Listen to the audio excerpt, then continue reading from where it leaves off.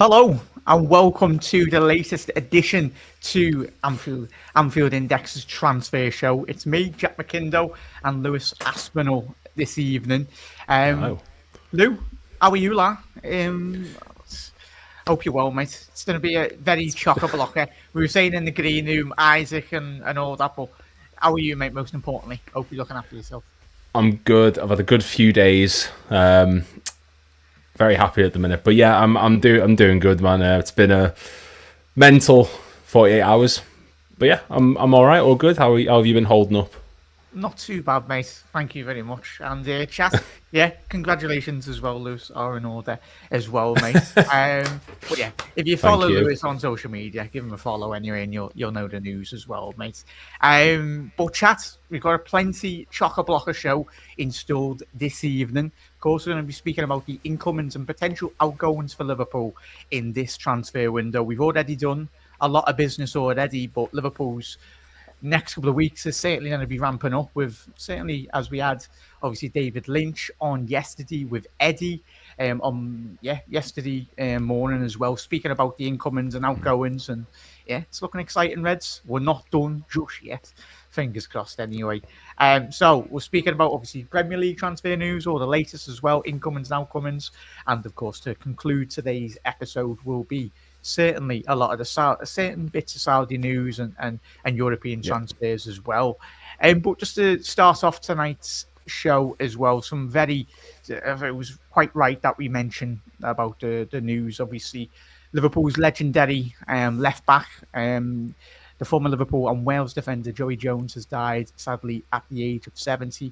The left back won 2 European Cups, a UEFA Cup and a league title during his 3-year stint at Anfield. Obviously did feature 72 times for his country, Wales, as well. Lou, I know obviously it was a very and before our time anyway, but yeah, our thoughts from me and you, mate, it was, these are the type of players that Liverpool in our Anfield folklore as well. Thoughts and prayers go to Joey's family at this difficult time, mate, but what a legendary player, and it just goes to show and shape Liverpool Football Club, what that the football club we are today, isn't it? Yeah, we won involved in our first ever European Cup. Big player in Bob Paisley's era of Liverpool. A very not aggressive, but I think if you ask any fan from that sort of time period, the 70s, like mid to early 70s, late 70s, he was very, very committed to a tackle. He was always up for it. He was so enthusiastic. The clubs that he went to afterwards, he used to get so much stick because people accused him of inciting riots. He was that passionate. But he always used to give like the fist pump to the cop. He was always like, he was just committed to winning the ball back. And I think he's someone who, if you look through the annals of Liverpool's history, you've got so many talented players in your Graham Souness, your Ray Kennedys, your Ian Rushes, your Kenny Dalglish's, etc., etc. Joey Jones is someone who can go under the radar, and I think he's someone who is absolutely a cult hero in this club's history. So it's awful news, and yeah, it's someone who's going to be adored forever just because of his passion on the pitch, let alone what he's won on top of that. Yeah, 100%, mate. What a player, as Lou said there as well. Reds, if you grew up in that generation, 60s, 70s, 80s, let us know what was your favourite Joey Jones moment as well in a red shirt. But of course, the Joey and the lads that have come before our current set of lads as well, they've helped shape and mould Liverpool Football Club that we do see today as well. But you never walk alone, Joey, and prayers go to his family as well. There's difficult moments. So firstly, we'll go into obviously the Liverpool transfer news as well. Firstly, we'll start with the possible departures out of Liverpool, Lou, in regards to Luis Diaz. Bayern Munich have learned over the last weekend that Liverpool are willing to negotiate for Luis Diaz. As you can see, obviously this comes from Sport Bild in Germany as well. Both clubs are optimistic that a deal will be struck, with Bayern willing to pay around 75 million euros for the Colombian. Personal terms already agreed, allegedly, from Sport Bild on a 4-year deal. Thoughts on that, Lou? It's are we? We're not surprised, I suppose, that we've said that there's a price for Diaz. This has been, every time it's been rejected, there's always been that sort of tantalising speech from Liverpool of, oh, but he could be for sale. In all honesty, like, I think Luis Diaz he's been a class player at points. We know that. We know his dips in form, his purple patches, is like the moments he's given us incredible. For someone who's in the final 2 year of his contract, 28 years old, if we can get £65 million for Luis Diaz at that stage, I will commend Richard Hughes to the ends of the earth, because if you're Bayern Munich, you've got no reason to be in a panic and thinking, oh God, 65 million here, I'll just have it. He's got 2 years left. He's approaching his 30s. He's someone who does have those big patches of form and dips, but it's amazing business from us when you consider Rodrygo's valued at 87 million. You've got Fofana, who you could get for a cutthroat price. It'd be disappointing to see, but he is someone that you look at in that front line and think, is he what Slot's looking for in a winger? Yeah, he has his moments. He has those patches of form like he did at the beginning and the end of the season, but is that what Slot's looking for in a winger? Someone who's good on the ball, someone who's capable of beating a man, or does he want someone who's a bit more tactically suited to what he wants, someone who's happy playing it slow, who's happy to come back and defend and pass back? Like, as much as Diaz is a top quality player, I just don't think that he's someone he's the standout one in that Liverpool front four, bar Nunez, who you look at and think, I think you're suited elsewhere, to be honest. I don't know if you agree with that sentiment or not. It's one that I could see coming for a long time now. Yeah, Reds, I concur with that as well, mate. It's difficult. It is extremely difficult as well. Reds, I think we all know the situation with the Colombian. He's very heavily today, obviously, Liverpool's social media account. He's still our player, most importantly as well. He's a very talented player, as Lou's alluded to there, in certain aspects of his game. But as Lou's mentioned, the price tag, if Liverpool could, and obviously if that's right, that Sport Bill this evening, a report on that, a 4-year deal is potentially on the cards. And if Liverpool do receive a fee in that region, I think it's absolutely it'd be madness to turn it down, in all honesty. Yeah. So, it's a no-brainer. Absolute no-brainer selling them for that price, especially like when you consider we're not going to set, if we weren't going to keep him, I'm trying to think how to word this. If the plan was never to sell him, we would have offered him a new contract by now worth more than what he's on. And the age he is, and the fact that his value is only going to really decrease from this, it doesn't make sense for us to be offering him that new deal. So I just think it makes complete sense to not get rid, but sell now while the price is still high and clubs like Bayern are still wanting him for the immediate future. Yeah, 100%. Chat, let us know if you're watching on the repeat or whatever. Let us know. I think, time will tell. This is a deal, as we've said, as Dave and Trevor mentioned already over the last couple of weeks on the transfer show. This deal can very quickly develop as well, as long as Bayern put the money on the table that Liverpool are wanting. But 2 years left, so a lot can change anyway. But heading into the next story originating in and around Liverpool at the minute. Yes. Lou, do you want to mention this one? Obviously from Real Madrid as well.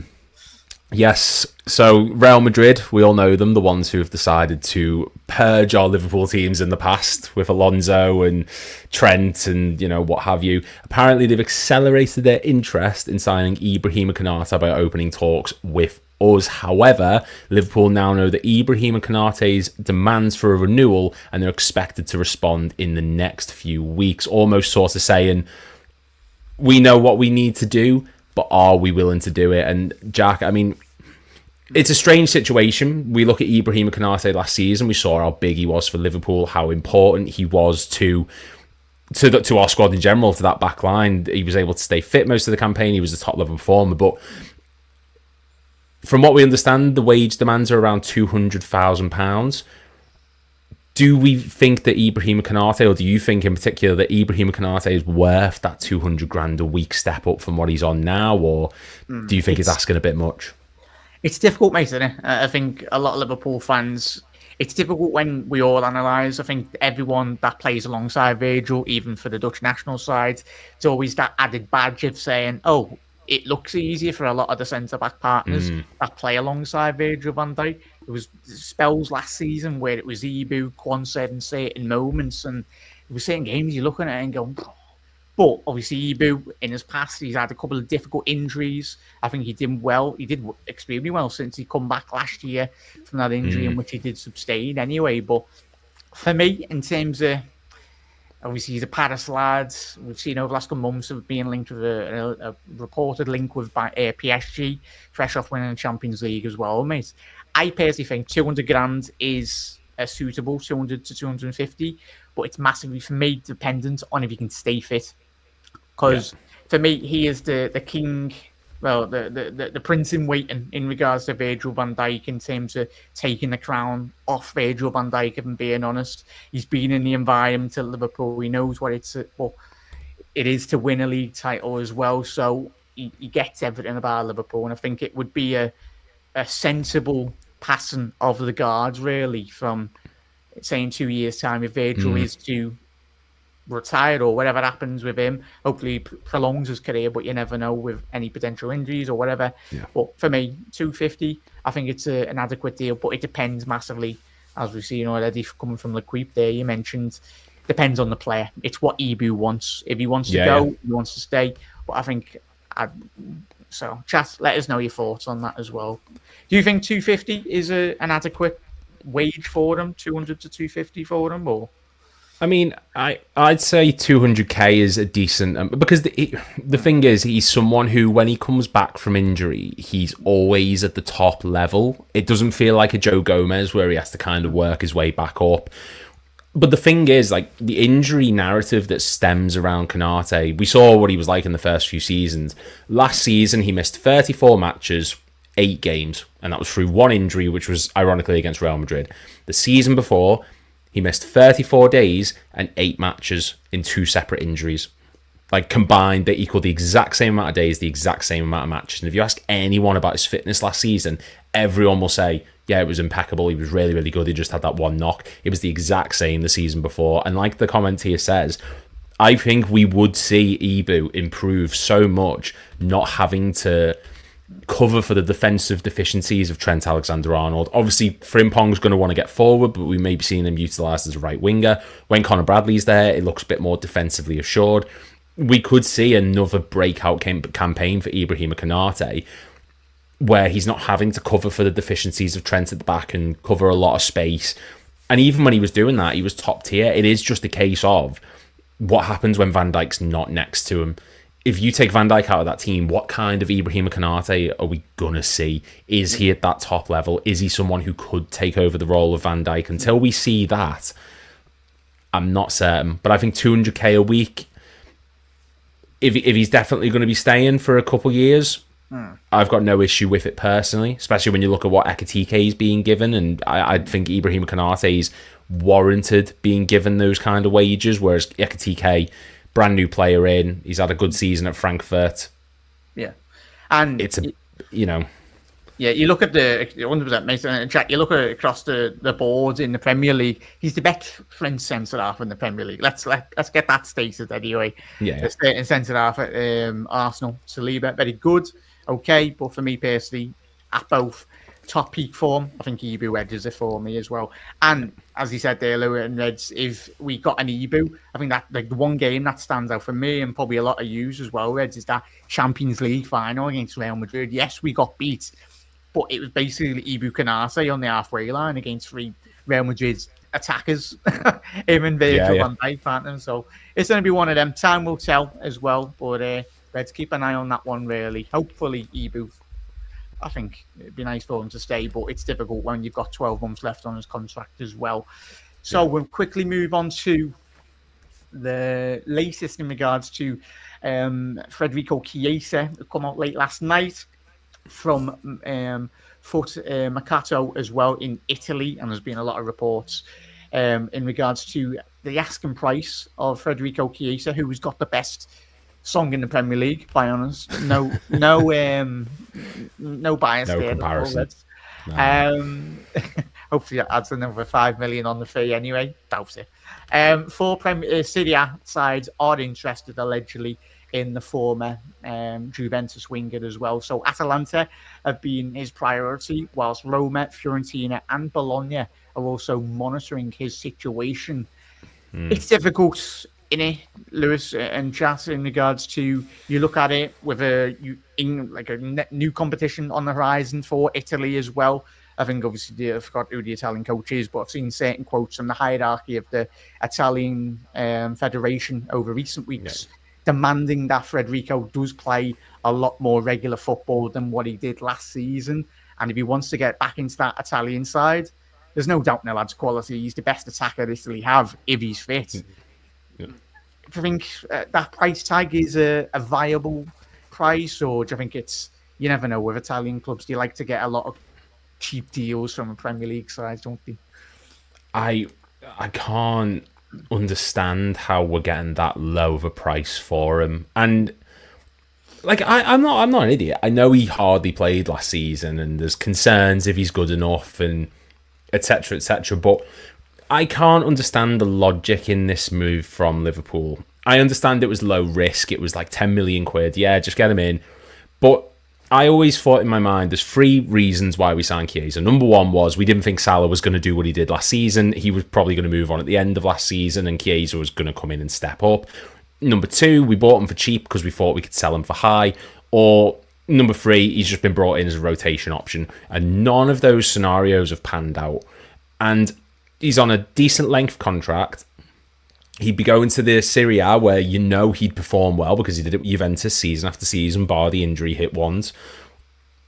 If we settle for a 40 million euro deal, which I'm not a travel agent, I can't remember off the top of my head, that's like around the 10 million mark. I'll be disappointed, because at least if we were able to double that fee, you could look at it and go, okay, well, in the grand scheme of things, great, it worked. His market value was only 60, 70 million like a couple of years ago, wasn't it? Like, yeah, exactly. Around the Euros in 2021, he was valued, people were saying about £100 million. And I get he's not that player anymore, but he certainly warrants being sold for more than £10 million.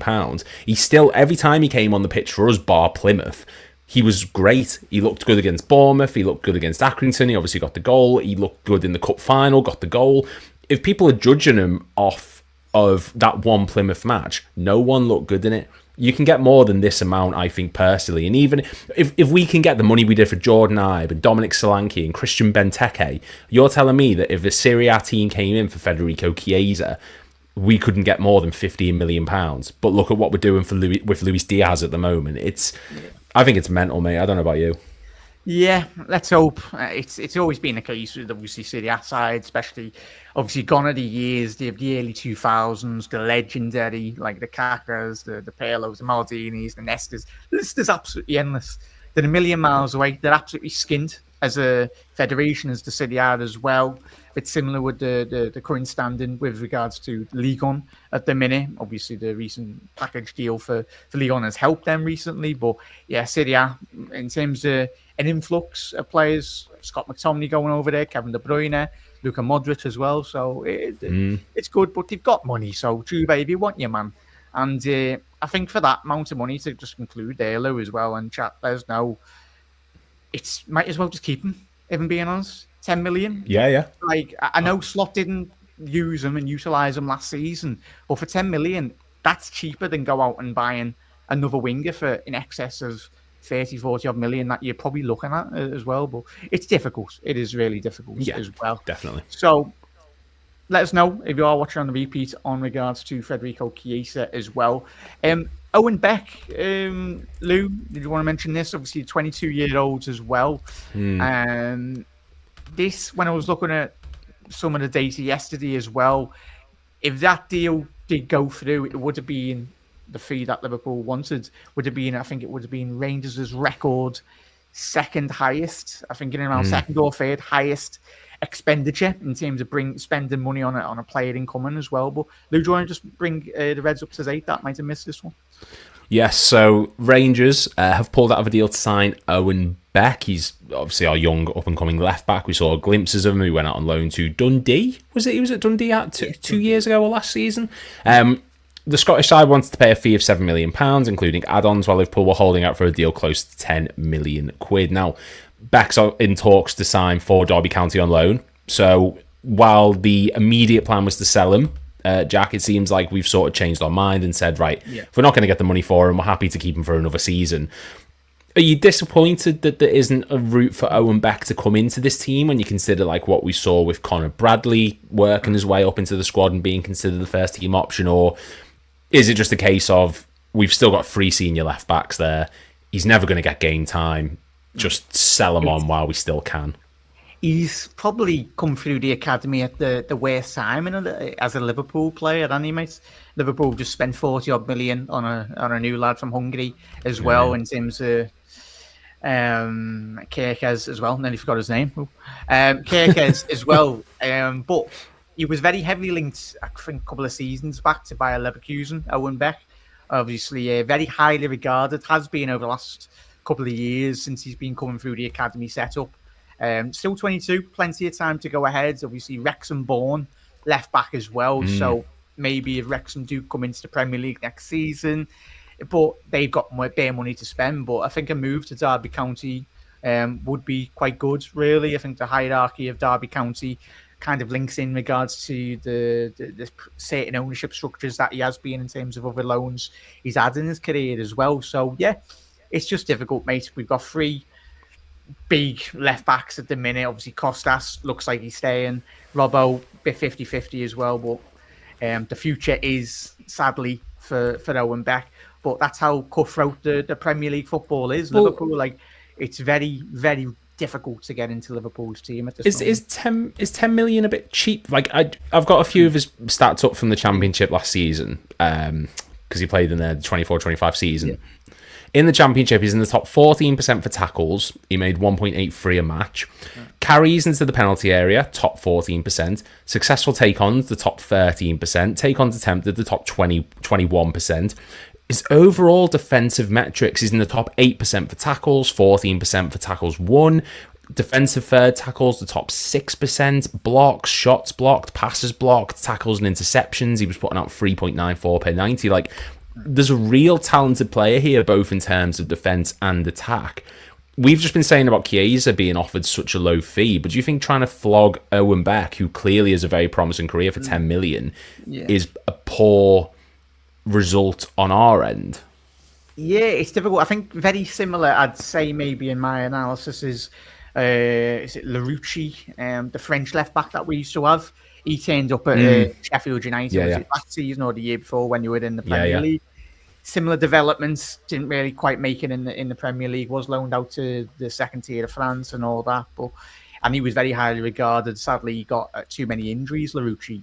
But yeah, it's certainly, mate, a bit similar. It's maybe a Sunderland. If I was a Sunderland 22-year-old player that's coming through, but I don't know currently Sunderland, but like a team like Sunderland, for me personally, should be going in for a player like Owen Beck. Rangers, big history, as we know, but I think that would have been a massive outlay in regards. But if Liverpool are holding firm, we're not going to be getting budge. But by all accounts, as you said there, Lou, I think Liverpool are quite happy to keep him at the minute, loan him out, and then wait for that extra 3, 4, 5, 6 million next summer maybe, or even in January. Depends on if Derby County are doing quite well as well, mate. So Reds, and just quickly to mention, I think chat were mentioning, we haven't got it up here, but Stefan Bajcetic, I think someone mentioned anyway.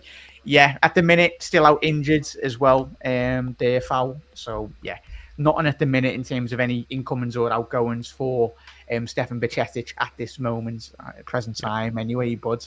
So we'll move into the potential, the good, the exciting news as well. So obviously that was the outgoings as well, Lou. But as you can see, I'll let you introduce this. This is coming from Alex Crook, who's got quite a fair couple of bits right in regards to the last couple of months with regards to certain stories with Liverpool as well. But do you want to just bring Reds up to date in this story originating this evening? Well, because we are the greatest club in England and we've got sway and pull like no one else. So Alexander Isak, after the recent developments, everything that's gone on in the past few days, few weeks, has supposedly said to Newcastle that he wants a free 100 grand a week contract to stay at Newcastle. Now, we can all pick fun at this. We can all look at the situation with Ekitike and Newcastle and us saying that it wouldn't work and us saying that they can't rotate and play that two at the top, what have you. But at the same time, Jack, like, you said it perfectly before we went on, that they've opened Pandora's box in the sense of, if they can't go out and say, well, Alexander Isak's worth 150 million quid, and expect them to just say, yeah, I'm happy on the wage I'm on. If you value a player at that amount, you've got to pay him what he's worth. I mean, is this a Newcastle mistake on their end, or do you think this is something that was... Do you think this could be a power play from him to try and force a move out the club? It just screams lack of experience at every level of Newcastle Football Club. No disrespect to them anyway, but like, if they do, and as you said, if they value the player at 150, whatever, even higher or something ridiculous, he's a very good player, and I think Liverpool maybe might come to the table with 150. But that's me being living in the clouds, really. But with all of them, but it's if they do give him a new contract, then Bruno Gomares, Tonali, any other newcoming players, Lewis Hall, Livramento's been linked with a move to City over the last couple of weeks as well. If they want to play with the big boys, Newcastle, they need to start spending the big wages as well. This is what I don't think a lot of Newcastle fans, for me personally, have got a load of Geordie mates and been going back and forth this week as well. And I said to them, we're going to get Ekitike because we're massive as well. But it's just due to the experience of being in these sort of transfer dealings. We sold Coutinho for big money, and we brought in two instrumental players in regards to Virgil van Dijk and Alisson that have helped us win Champions League, Premier Leagues as well. You need to sell to buy at Newcastle's level at the minute. They are not on the level of a City or a Liverpool. Maybe in 5-10 years' time, where they've had, like, say, an Arsene Wenger, where he finished like 10-15 years on the bounce in the Champions League positions. And then you've got the expenditure to go out and spend big wages, go out and spend big players as well. It's all right having one of the most richest owners in the Premier League, but when the books are saying that you haven't got enough money incoming to the football club, you can get all the sponsorship deals that you want, but yeah, the money doesn't work out anyway. But yeah, I'm made up, mate, if I'm being honest. Because it's a win-win for Liverpool at the end of the day. Because if Isak was to sign a 300k a week deal, I think there might be a potential buyout clause there, really, for Liverpool, or whatever happens anyway. But it's a win-win for Isak, for the big Swede anyway. So yeah, I think him and his agent to be very happily pleased with that as well. Another Liverpool link as well, obviously. Sacha Taglieri as well. Obviously, he did speak to Anfield Index with Dave a couple of weeks ago. Anyway, obviously on May the 24th. It was Dave already anyway on that interview. And the lads asked him about, obviously, Milik Fofana. And Sacha does allude this evening as well. As soon as Federico Chiesa's departure to Serie A is finalised, the Reds are expected to move for the Belgium, who was highly rated by the scouting departments, as revealed, obviously, to Anfield Index a couple of weeks back anyway. The Belgium, very highly regarded. Obviously, as we know, Lyon are going to be in the Ligue 1 this season as well. And they've got big debt currently, but they've managed to scave off the tax man and everyone else really knocking on the door and all that.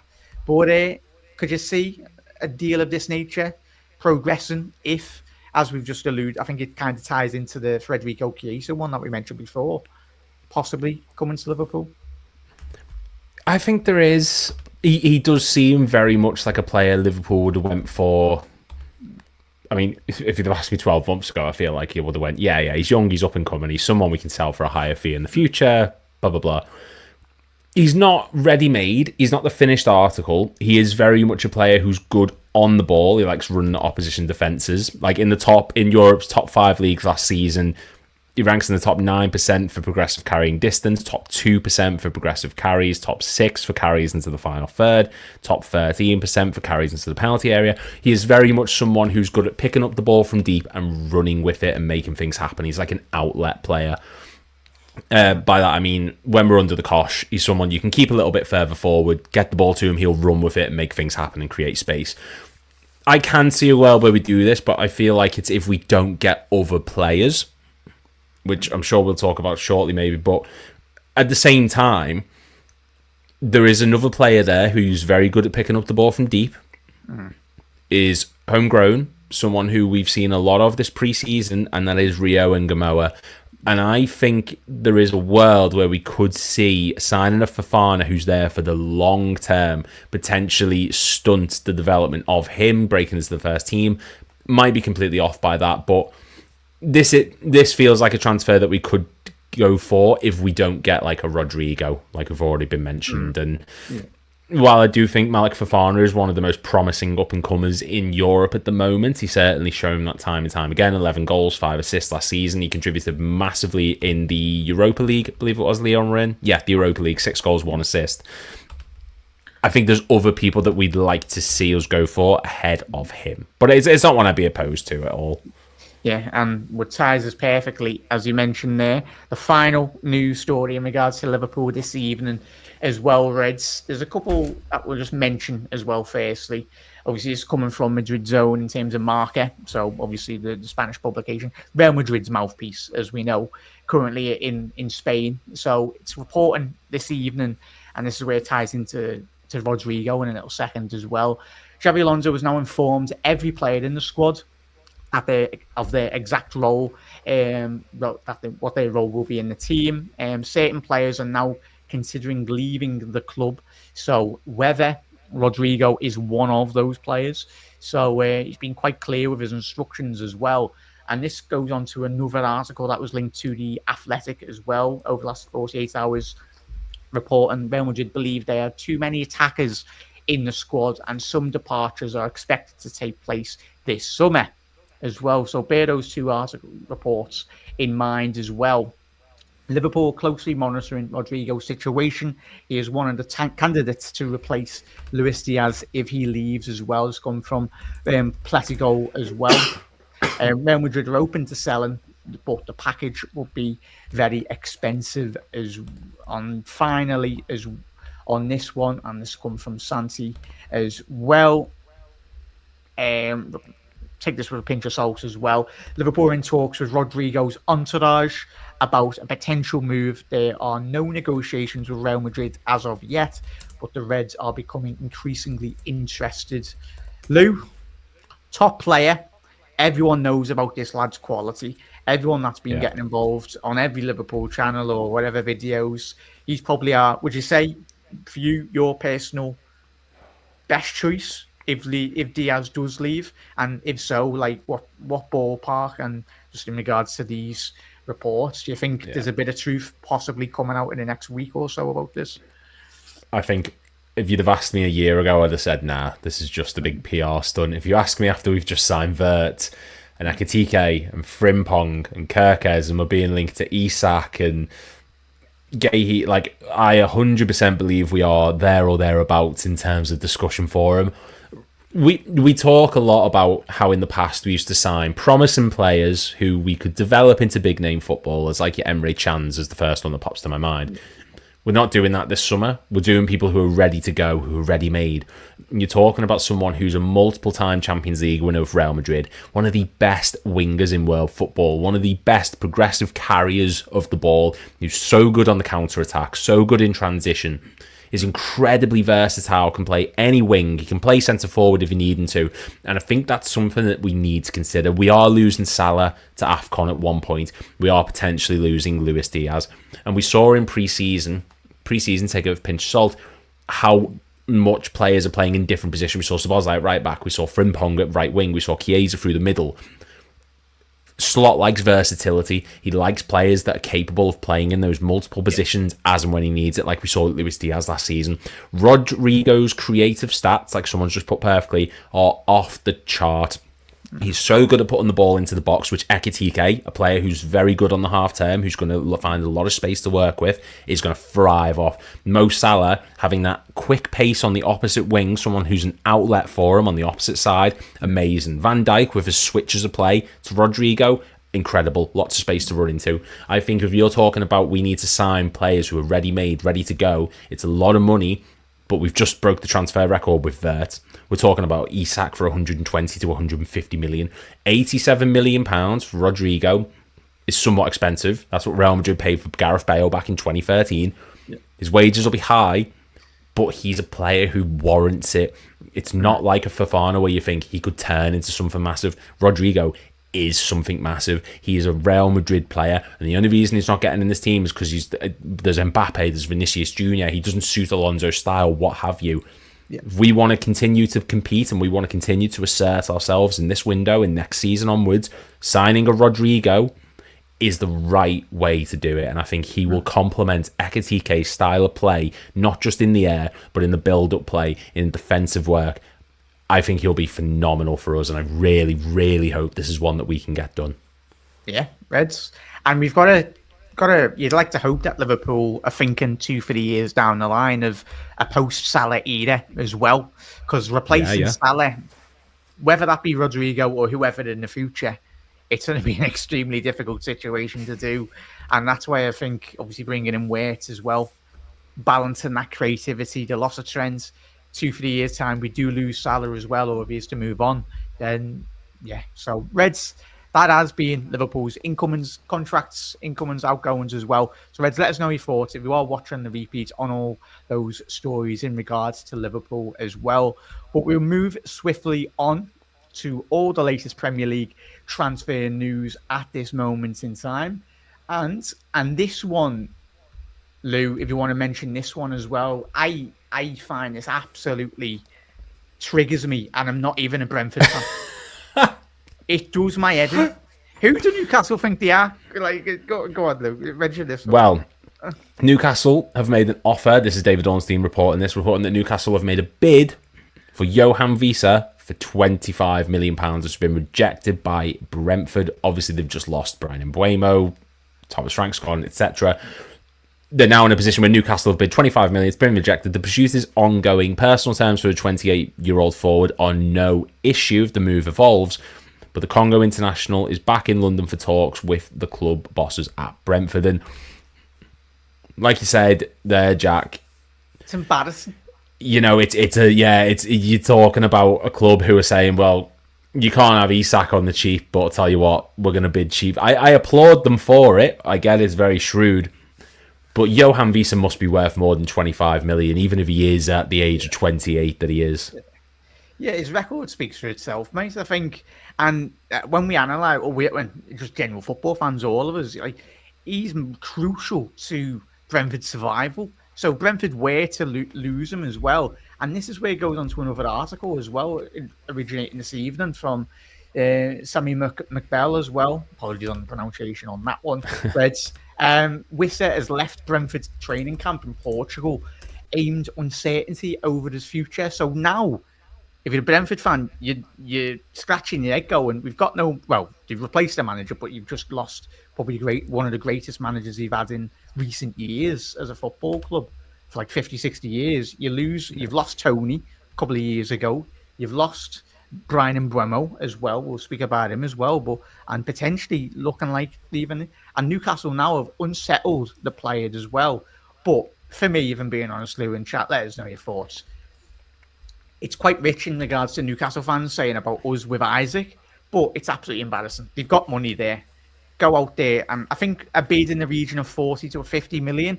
I know he's a 28-year-old, and it might be a bit over, but you look at the valuation of certain players, and I think they've just lost Wilson. I think he's joining wherever he's joining anyway. It looks like he's going to Wilson, former Newcastle striker. He's going to West Ham.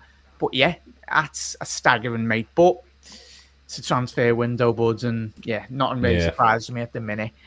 So, Reds, let us know, what fee do you reckon is an acceptable fee for Wissa if he is to move to Newcastle? But 25 million, it's like when you play FIFA or whatever, when you're trying to bid for a player, and it's all, it's all that. I suppose there could be an argument that maybe Visa's stats, obviously he got 19 goals and 4 assists last season, but there could be an argument to say that a lot of those are because of Brian Mbeumo, because he had that contribution alongside him. So, I mean, if you take Mbeumo out of this, maybe Visa's like overall value does drop a little bit. True. It's maybe a 2-for-1, maybe, but that ship sailed. If they were getting Brian and Bremo, but yeah, certainly a situation to analyse, mate. But yeah, I love him, mate. I absolutely love Brian Bremo and obviously Wissa. But if you're a Brentford fan, you'll be disappointed. So let us know your thoughts on that one as well, Reds. And this deal, James Trafford, kind of on the same hymn sheet of very much Newcastle United. If you're the Geordie, you're probably screaming at the telly or whatever now. James Trafford is very keen to return to Manchester City this summer after Manchester City have apparently hijacked his deal to Newcastle United. Has come from Football Insider, and very much over the last week or so, it seems, Lou, that this deal for the last couple of weeks has been nailed on for Newcastle. It was an open goal for the Geordies to get this deal over the line, but no sporting director, lack of leadership at Newcastle. James Trafford's very highly regarded within the England structure from a national side and within English football. Yeah. Battered the clean sheet record last season in the Championship. Certainly one of the bright talents in European football, and certainly with Ederson looking like he might be going to Galatasaray. It's do you reckon City can get this deal over the line?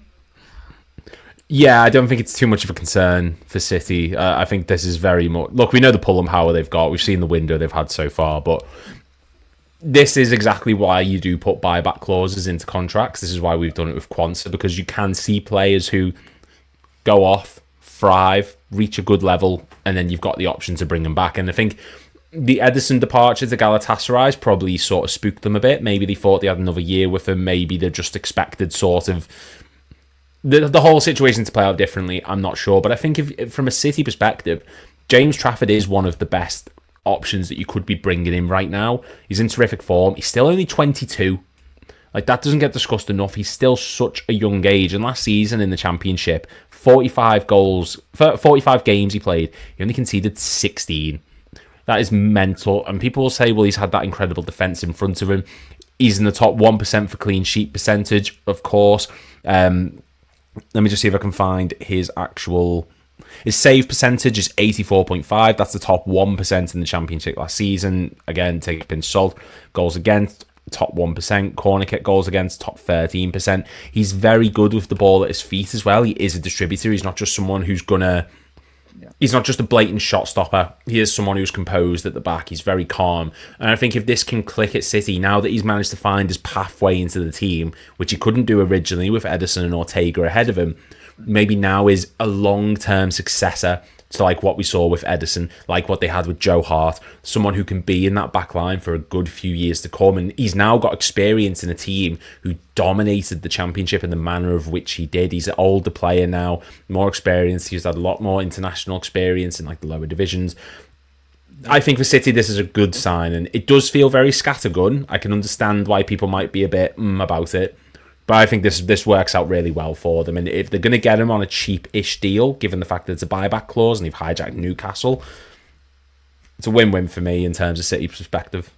Yeah, so Geordies, City fans, if you are watching on repeat, let us know. But yeah, as you alluded to some of his great statistics, mate, yeah, one of the best ball-playing goalkeepers at his age range in regards to European football. And I think it's a match made in heaven, really, for City and Pep Guardiola.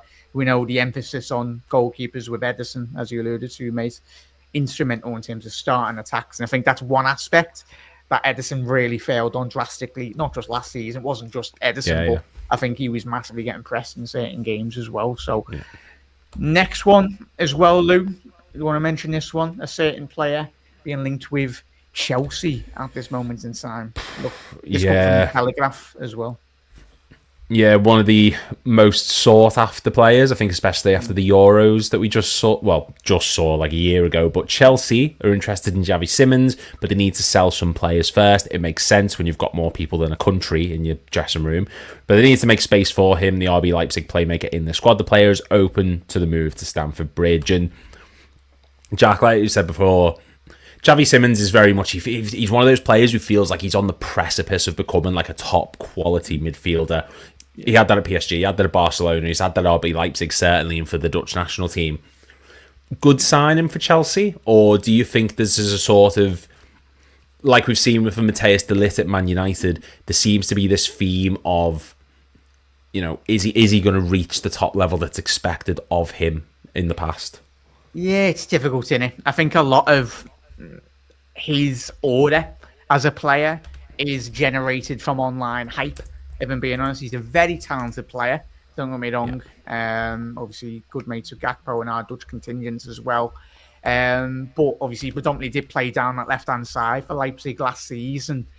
Recently, just bought, for some bizarre reason, did sign a new deal with a 2-year contract length, which I find quite staggering. But there must be some understanding between his agent and whether it be a Chelsea or another football club to go out and just buy that buyout as well. But as you said, they could field about 5 teams, Chelsea. They just love signings, don't they? Todd Bowley loves to go into Twitter spaces and just listen to the latest player that's being linked and just goes out 24 hours later and goes to sign him as well. So, yeah, talented player, mate, in moments for me. But it's just... I just find it baffling, mate. There's only 11 players that can play in a football pitch, Lou. And I think, are you just trying to just lob a load of players in and just hope Maresca tries to magic up a winning formula? It's throwing everything at the wall and just seeing what sticks. And do you know what? This might sound really daft, and I hope someone does tell me if I'm being daft or not, but he reminds me a lot of when Renato Sanchez came to the Premier League when he went to Swansea from Bayern. And he's very much someone who's a very good tactical player, very good on the ball, very good with his movement, but he does, like someone said, like he feels very lightweight, and he doesn't feel like someone who's going to be physically up to the standard of the Premier League. I'm not 100% certain, but yeah, it just feels like Chelsea are going, just get someone in, something will work, something will stick. But they won a cup last season, they've just won the Club World Cup. Maybe there is a plan in place, I'm not 100% certain. Yeah, nice. So Reds, let us know. Be good to see him in the Prem, but as Loser said, and Chat's already alluded to, some of the lightweight, but I suppose if he was to come to the Premier, probably bulk up a fair bit anyway. But time will tell on that one, Chat. But Chelsea just love a signing. So, and another player that was a former midfielder for Fulham is obviously João Paulinho as well. Tottenham, it's coming from as their goals as well. He's reporting this evening. Tottenham are considering a move for João Paulinho as a new defensive midfielder for the squad. However, there would first need to be at least one departure in the position before pushing through with a move for the former Fulham man. Lou, this lad spoke for himself, was massively linked with Liverpool a couple of seasons ago prior to his move to Germany. Obviously, maybe he might want to move back into the Premier League, but what do you think about this? Do you think it would be the right signing for Thomas Frank and the Tottenham side? Yeah, sorry, I saw the Aussie thing, that kind of threw me a little bit. No, I literally just did that, kind of threw me off a little bit, I'm not going to lie. Yeah, like... I think there's a good player there. We saw that at Fulham. He is very much someone who's a creative maestro in midfield, and maybe he'll have a sort of a little Højbjerg renaissance at Tottenham, where he could be a creative dynamo in midfield for Tottenham. He could be a good defensive minded player for them. But has the ship sailed? He's not incredibly young anymore. He's not someone. 29, 30. Yeah. Is he going to be able to come back to the Prem and just immediately slot back in? I'm not certain, but maybe Thomas Frank can. Thomas Frank's a very regimented...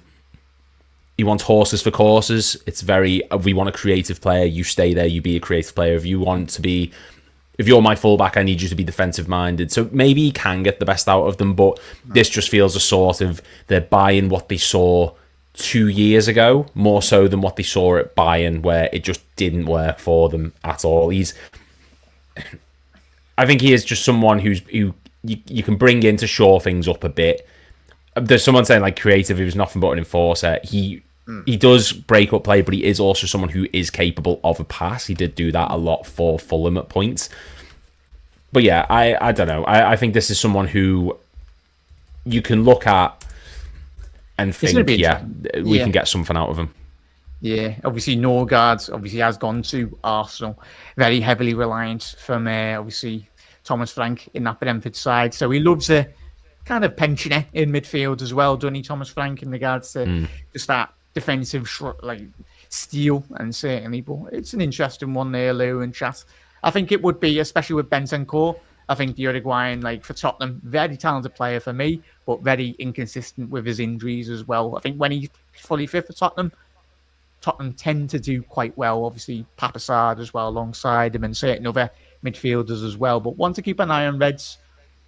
Just depends on the fate, really, with Tottenham, as we said, as well. But quickly, just touching on for the audio listeners as well, as we are live this evening, looks like the news has broke that Ozzy Osbourne has sadly passed away, the lead singer, the legendary lead singer for Black Sabbath as well.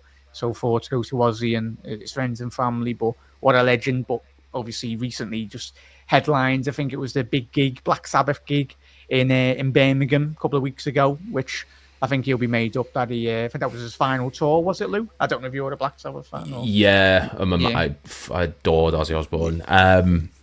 Yeah, that was like the farewell. That was the final. They'd reunited. They broke up a couple times actually, but that was like the final show for him. And he said this is it now. So God love him. He's gone out, I think, exactly how he would have wanted to go out. He was someone who did not give two Fs what anyone thought of him, and he went out like a champion, and he's done exactly what he said he'd do. And I think that was probably the sort of closure that he needed, I think, after everything, and that was his farewell to us in the only way that Ozzy could. So I'm heartbroken, man. That's really sad, but a big miss for the music scene. I know. Obviously, as we are live, news breaking anyway. But any Black Sabbath fans, and most importantly, Ozzy's family, you never walk alone. Obviously, he wasn't a Liverpool fan, but he was a massive football fan, as we know as well. So, just to conclude, in the last couple of stories here in the Premier League, just Aston Villa. This is obviously coming from the Telegraph this evening. Aston Villa, Chelsea, and Tottenham are monitoring the situation for the Argentinian midfielder Alessandro Garnacho, with the club believing a 21-year-old could be available for about £40 million. Reds, I really rate this, lads, but it's the case of Manchester United over the last 10, 15 years. Even if you are a good player, you go to United and you stagnate in your development. It wouldn't surprise me if he was to go to a European side, or even not a Chelsea, but even an Aston Villa or Tottenham. Lou, I think could ignite his career really properly in terms of his development, mate. Do you rate him personally, or what's your thoughts on that? I think he's a good player. I think he is a very progressive-minded footballer. But you look at Amorim last season, that Europa League final in particular, and there were so many games where they were stagnant and they couldn't break down defences and they were so rigid. And Garnacho had come on and he gave them the boost. He was like a shot of adrenaline. There's clear personality issues. There's clearly a conflict of interest there. But this, like you say, this is someone who could go to a team in La Liga. He could go to a Tottenham. He could go to a Chelsea, and I think he'd do really well. Just look at Anthony when he went to Real Betis. Sancho when he went back to Dortmund for a small period of time. Garnacho's a player in waiting, and this is it's disappointing from a United perspective that they're losing someone who just a year or two ago was being viewed as the next big thing on the wing for them. People were comparing him to Ronaldo of all people, but there's a very talented player. Yeah, I was going to say, it doesn't take too much to get excited for United. No. Yeah, so, Reds, there we go. Garnacho, a little bit about on that anyway. Long may their demise as well continue. Up the Reds. Chelsea are looking, just quickly touching on this one as well, Chelsea are looking to sell João Felix for €50 million this summer.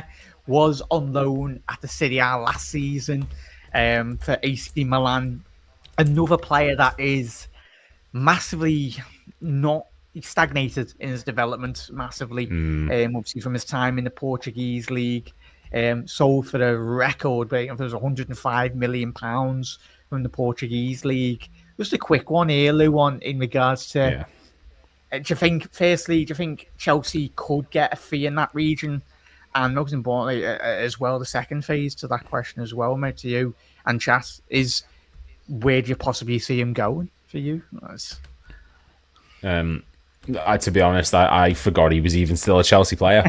I'm going to be honest. If you're signing him for 50 million, you're signing him for that much because he's young. That's all it is. Stagnated. If he goes anywhere, it'll be Serie A again, or maybe Saudi. I can see a Saudi move for him. He strikes me as that type of player, and he's not the player he once was. He doesn't have that potential anymore like he did at Benfica and Atletico Madrid. 50 million's too much. That's purely just because he's 25. Nothing else, really. Yeah, what a waste of a career. Another one of them players that moved to the wrong club at the wrong moment. But I suppose he's made up. He's absolutely minted as a player. But I think in terms of maybe 5 years' time, you might look at his career and go, oh, I shouldn't. This is where it's important for him, as you said there, Lou, to just get the right move. So an interesting one. Yeah. And the final one to mention with the Premier League. Won't delve too much into this. Former Liverpool midfielder Raheem Sterling is reported from The Athletic this evening. Chelsea will accept an offer in the region of 20 million for the England winger as well. Champions League club for a Champions League club in Europe, if they are interested in the 30-year-olds. Again, 20 million. This is, to me, quickly touching on that, not to delve too much in it, Lou. If you're a Sunderland or something, if you're ambitious, I know his wages are an absolute astronomical, but if you was to go to a team like Sunderland or a club down there, but it just depends what Raheem wants to do. 20 million is a very good fee for a 30-year-old with his experience for me, I feel. I don't know. No, I agree. I think you could do much. Look, he's clearly not what he was, and he's someone who's not to the level he was at City or Liverpool, but he could still contribute to someone who's just come up. It is just purely his wages. No one's going to be paying the ludicrous amounts that he's on at Chelsea or Arsenal on loan. Give it up. Go to the Championship. Move abroad now at this point, because you've had your tour of all the top clubs in England. He's going to have to take a massive pay cut to anyone that he goes to. Yeah. Yeah, Mahusiv. Yeah, as Jan said there, huge payout. Huge. For Raheem. But, yeah, still haven't forgiven him for the interview he did all those years ago anyway. I was disappointed. Granted anyway. But that concludes the Premier League stories this evening as well, Reds. And we'll final chapter this evening's episode will be, we'll head over across the continent to Europe and Saudi links as well. Not too many stories here, Reds, but just a quick one. If you want to mention this one, Lou, as well. Well, Barcelona, obviously, we all know how talented Jules Koundé is. They actually consider him the best in the world in his position. Sure. And want to extend his contract. Man City and another top club have inquired about the Frenchman, but Barcelona want to keep him. Naturally, this is going to happen, Jack. I mean, he is a very talented player, Jules Koundé. He's not Virgil van Dijk, let's be honest. Yeah. But he is still only 26 years old, putting out some of the best progressive numbers and defensive numbers that you'll see in La Liga from last season. Does it put any fear in you that Man City is snooping around, looking that maybe this could be someone they bring in? Or are you not too concerned and think Barcelona, despite the pay issues, could extend his deal? I think it'd be instrumental for City if they could bring him in, mate. I think the loss of Kyle Walker is massive. He's turned up at Burnley of all places anyway.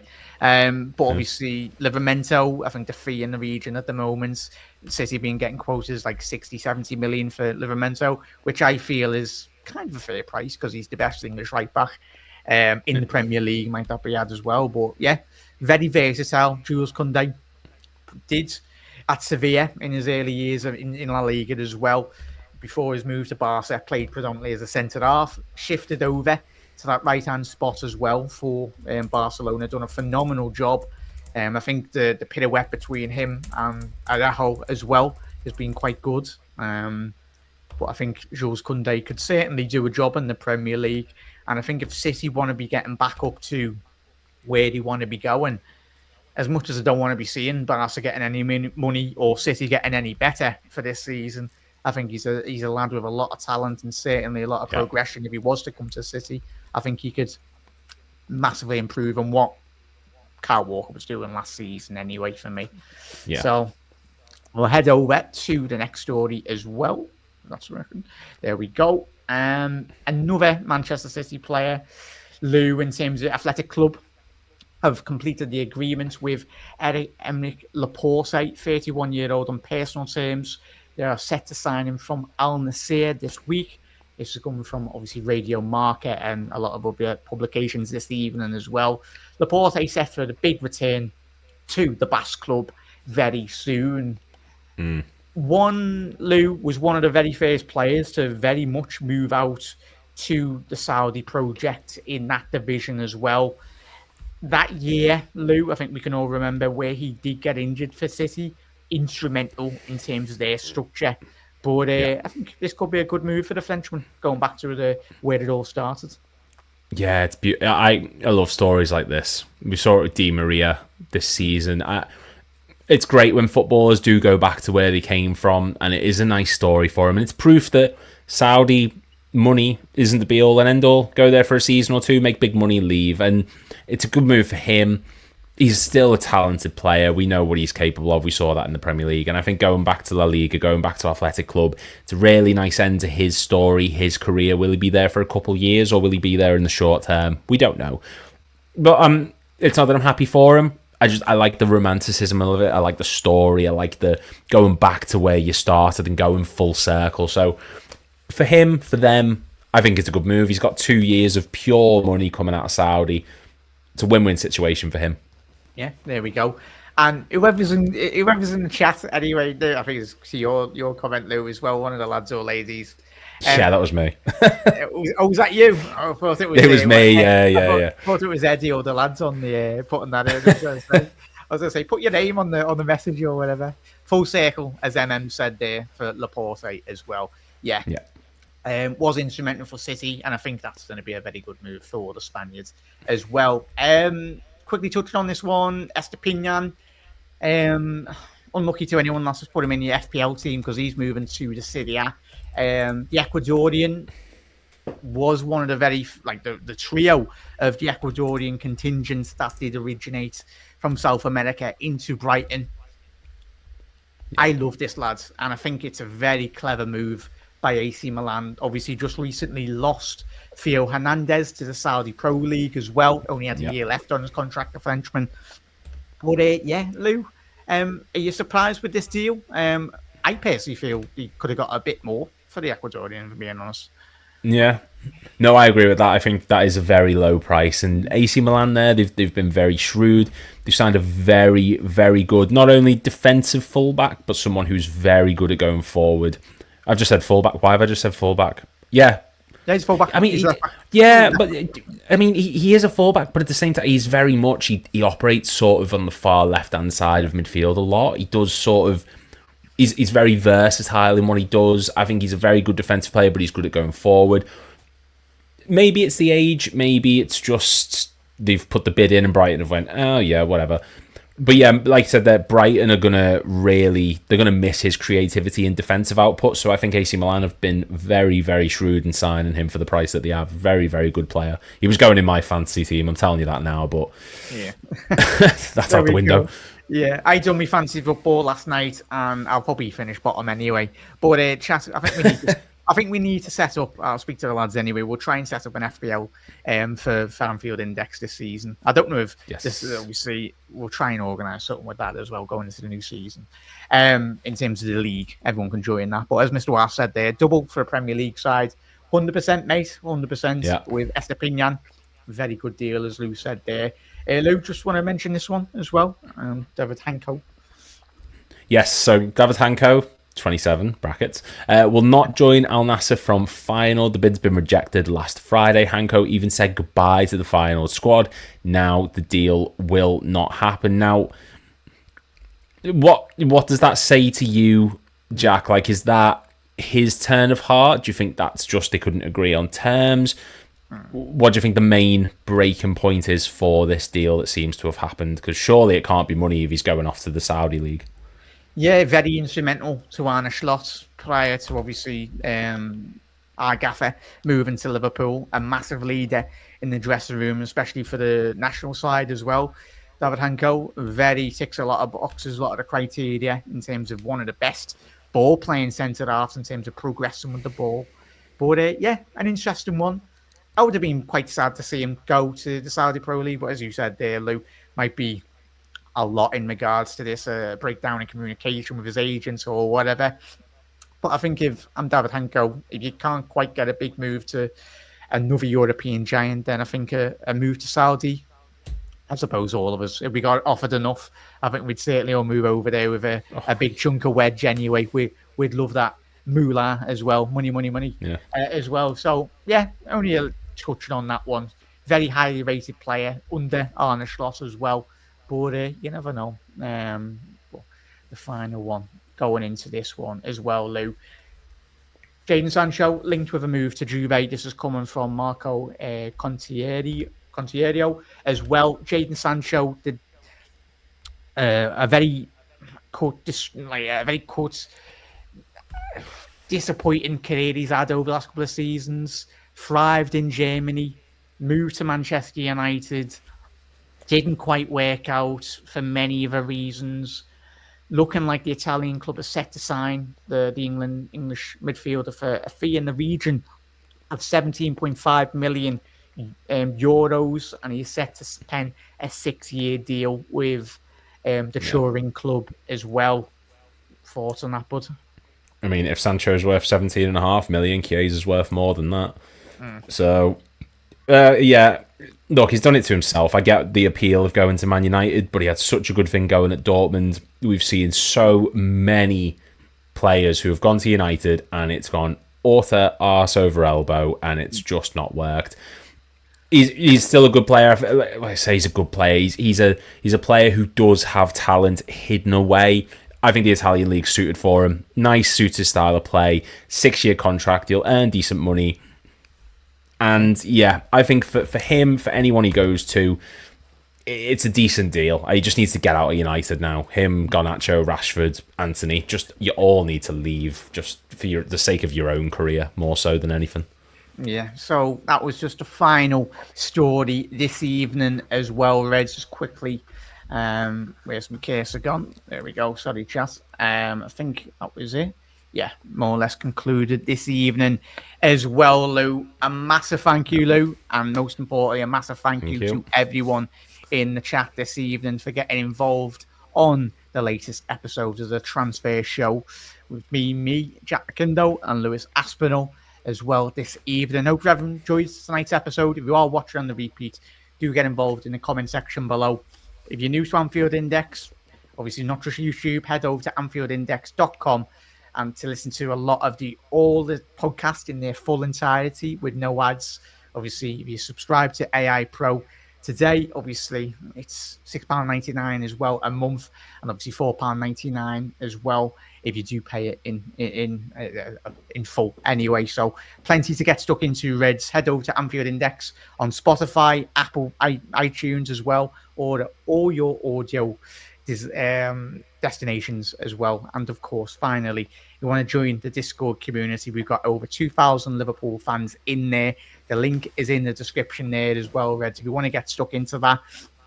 And if you do become an Anfield Index Pro member, just opens up other channels as well. So Reds, absolutely phenomenal Reds in there.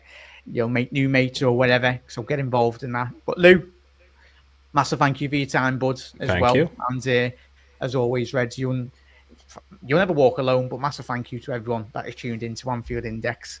This has been, obviously, the 22nd of July. Hopefully, Dave and Trev will be back in the next week or so.